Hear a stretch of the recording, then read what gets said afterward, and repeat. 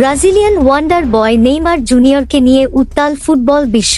দীর্ঘ বিরতির পর আবারও মাঠে নামার অপেক্ষায় নেইমার। 15 জানুয়ারি পালমেইরাসের বিপক্ষে মাঠে নামছে সান্তোস।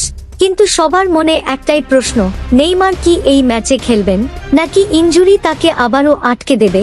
আজকের ভিডিওতে আমরা জানবো নেইমারের শারীরিক অবস্থা, ম্যাচের সময়সূচি এবং কিভাবে সরাসরি খেলাটি দেখতে পারবেন। নেইমার ভক্তদের জন্য গত বছরটা বেশ চড়াই উতরাইয়ের ছিল। সবশেষ খবর অনুযায়ী গত 22 ডিসেম্বর নেইমারের বাম হাঁটুতে একটি ছোট মেনিসকাস সার্জারি করা হয়েছে।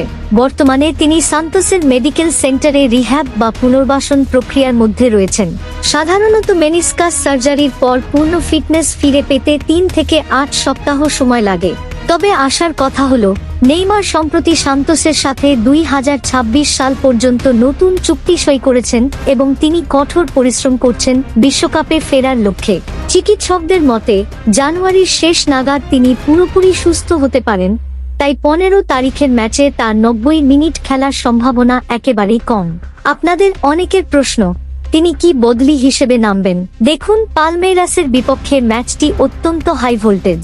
কোচ যদি মনে করেন নেইমার 10-15 মিনিট খেলার মতো ফিট, তবে হয়তো শেষ দিকে তাকে নামানো হতে পারে দর্শকদের উৎসাহিত করতে। তবে 99% সম্ভাবনা তিনি এই ম্যাচটি সাইডলাইনে বসে দেখবেন, কারণ কোচ কোনোভাবেই তার ইনজুরি নিয়ে ঝুঁকি নিতে চাইবেন না। তার ফেরার আসল লক্ষ্য হল ফেব্রুয়ারির শুরু। পালমেইরাস বনাম সান্তোস ম্যাচটি অনুষ্ঠিত হবে 15 জানুয়ারি 2026 বাংলাদেশ সময় ভোর 4:30 বাংলাদেশে কোনো সরাসরি টিভি চ্যানেলে এই ম্যাচ না দেখা গেলেও আপনারা অনলাইনে TNT স্পোর্টস বা HBO ম্যাক্স এর মাধ্যমে দেখতে পারেন। এছাড়া সামাজিক মাধ্যমে বিভিন্ন লাইভ স্ট্রিমিং লিংকের মাধ্যমেও খেলাটি উপভোগ করা সম্ভব। নেইমার মাঠে ফিরুক বা না ফিরুক, প্রিয় ক্লাবের জার্সিতে তাকে দেখার অপেক্ষার অবসান হতে যাচ্ছে খুব শীঘ্রই। আপনারা কি মনে করেন, নেইমার কি 15 তারিখের ম্যাচে অন্তত 5 মিনিটের জন্য হলেও নামবেন? কমেন্টে আপনাদের মতামত জানান। ভিডিওটি ভালো লাগলে লাইক দিন এবং ফুটবলের সব আপডেট পেতে চ্যানেলটি সাবস্ক্রাইব করে রাখুন। ধন্যবাদ।